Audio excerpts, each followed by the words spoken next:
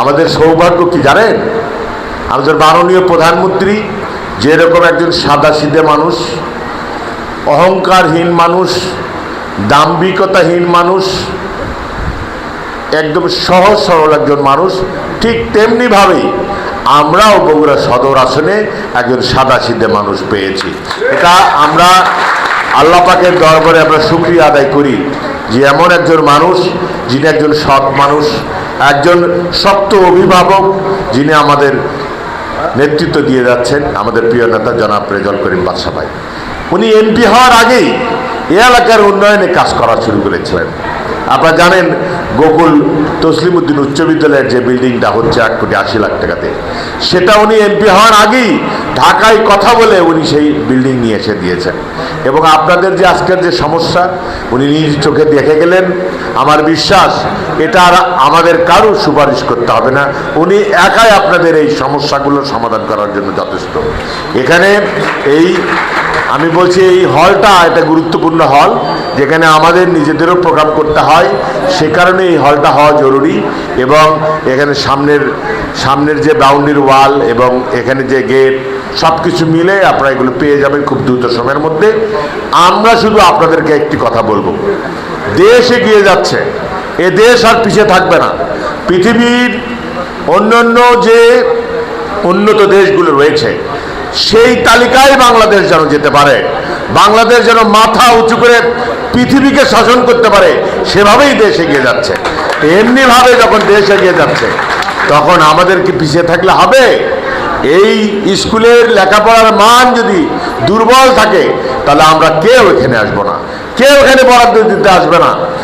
তার কারণে নিজেদের লেখাপড়ার মান আগে উন্নত করতে হবে। শিক্ষক শিক্ষিকা যারা রয়েছেন, আমরা দুঃখজনকভাবে দেখেছি, এর আগে আমি দেখেছি একটি ঘটনাকে কেন্দ্র করে আপনাদের মধ্যে একটি আমি গভীর রাজনীতি আমি দেখেছি। দয়া করে সেই সমস্ত রাজনীতি থেকে দূরে থাকবেন, এটা আপনাদের কাছে আমার পরামর্শ থাকবে। পাশাপাশি এখানে যারা শিক্ষক শিক্ষিকা রয়েছেন, আপনারা অবশ্যই মনোযোগের সহিত লেখাপড়া শেখাবেন। এখানে জেলা শিক্ষা অফিসার রয়েছেন, তার কাছে আমার বিনীত অনুরোধ থাকবে, এই প্রতিষ্ঠানের প্রতি আমার ব্যক্তিগতভাবে দুর্বলতা, তার কারণ আমার আপন 2 বোন এই স্কুলে লেখাপড়া করেছেন এবং আমার এলাকার সমস্ত মানুষ এখানে লেখাপড়া করতে আসে এবং অত্যন্ত সুন্দর একটি প্রতিষ্ঠান।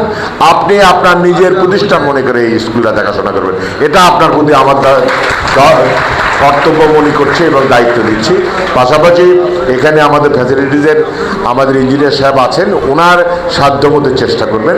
আমি শুধু আপনাদের কাছে প্রত্যাশা করব যে নাজমা যেটা বলেছে না, যে ভবিষ্যতে এই স্কুলটা নিয়ে যেন আমরা গর্ব করে বলতে পারি, যদি কোনো সুযোগ আসে এই স্কুলটা যেন এখানে বগুড়া সদরের যত বালিকা বিদ্যালয় রয়েছে তার মধ্যে সবচেয়ে এগিয়ে থাকে এই স্কুল, এটা আমি চাই। এবং ভবিষ্যতে এই স্কুল যেন সরকারিকরণ করা যেতে পারে, এই প্রস্তুতি আমাদেরকে থাকতে হবে।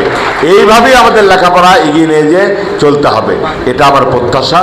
এই কথা বলে আজকের এই অনুষ্ঠানের সফলতা কামনা করে সবাইকে ধন্যবাদ এবং কৃতজ্ঞতা জানিয়ে আমি আমার কথা বলা শেষ করছি। সবাইকে সালাম, আসসালামু আলাইকুম। শহীদ জি অমর হোক। আমাদের প্রিয় নেতা, আমাদের প্রিয় প্রধানমন্ত্রী জনাব তারেক রহমান জিন্দাবাদ।